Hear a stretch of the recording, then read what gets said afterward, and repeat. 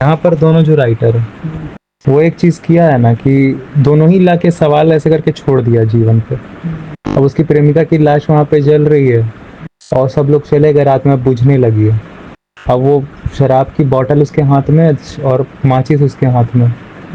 हाँ हाँ, वो शराब अपने ऊपर अब उड़ेल लिया और उसकी मतलब कि प्रतीक के रूप में ऐसे ही बोल रहा है कि उसकी वो जो औरत है वो खड़ी हो गई जो मरी है उसकी प्रेमिका, और वो तक उसको रोक रही है। उसकी चिता से आवाज आ रही है, नहीं नहीं ऐसा मत करो मत करो। और वो माचिस हाथ में जलाया है और हाथ में ऐसे करके रखा हुआ है और वहां पे नाटक खत्म हो जाता है। ठीक है, समझ रहे हो? ये नहीं करना, ये नहीं करना, समझ रहे हो? हम्म, ये नहीं करना, ये नहीं करना। और यहाँ पे लाके जब छोड़ दे रहा है तो मुझे बुद्ध की बात हमेशा याद आती है कि कैसे, क्योंकि अब तो बंध गया, क्योंकि इस ताउम्र के लिए वो दर्द। लेकिन हम लोग सब उस दर्द में भी पड़े इसीलिए ना, क्योंकि हम लोग को कहीं ना कहीं ये भरोसा था कि ये दर्द कभी नहीं होगा। मुझे बुद्ध का ये समझाया हुआ बात याद आता है कि इस तरह हम सब अपनी भी गलतियां देखें एज इट इज, जीवन को एज इट इज देखने के अलावा और कोई रास्ता है क्या? ज्यों का त्यों हमने नहीं देखा, इस वजह से तो हमें गलतफहमी हुई। ऑब्जर्व नहीं किया तो समझे नहीं कि असलियत क्या है, और जब समझे नहीं तो बहुत सारी सोच भविष्य में कुछ हो जाएगा, भविष्य में कुछ हो जाएगा, ये सोचता ये तो कभी नहीं ये हटेगा, ये कभी नहीं हटेगा। आप भविष्य के बारे में सोच रहे हैं, लेकिन आप इतने मूर्ख हैं कि आप ये भी नहीं देख पा रहे कि आप एक ऐसे समय के बारे में सोच रहे हैं जो कि अभी आया तक नहीं है। तो आपको भविष्य तक के बारे में क्या सच्चाई पता थी और आप उसको फिक्स कर रहे थे।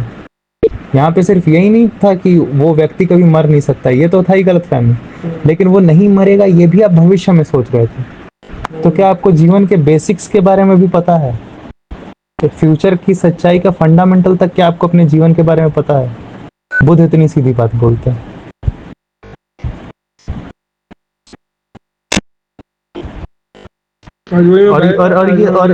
और ये काम की चीज है, और यही काम की चीज है पता है जो जीवन में काम आती है।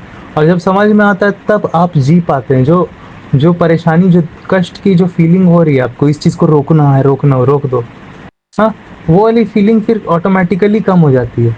वो संवेदना, आप बोलते हैं कि ये संवेदना हो रही है, लेकिन ये होना तय था। जो चीज तय होती है उस पर रो नहीं सकते हैं, या ना ही उस पर हंस सकते हैं। उसको बस, या फिर रो चाहे हंसो, कुछ भी करो आप, ये सच्चाई है। आप रो भी सकते हैं, आप हंस भी सकते हैं, ये नहीं कह रहा हूँ कि मत रोइए मत हंसिए, हंस लीजिए, लेकिन चाहे आप हंस रहे हैं चाहे आप रो रहे हैं, ये हुआ है और ये होता है। अगर अगर ये आपकी गलतफहमी है तो जिम्मेदारी आपकी है यहाँ पे, क्योंकि आपके पास जानने की ताकत है।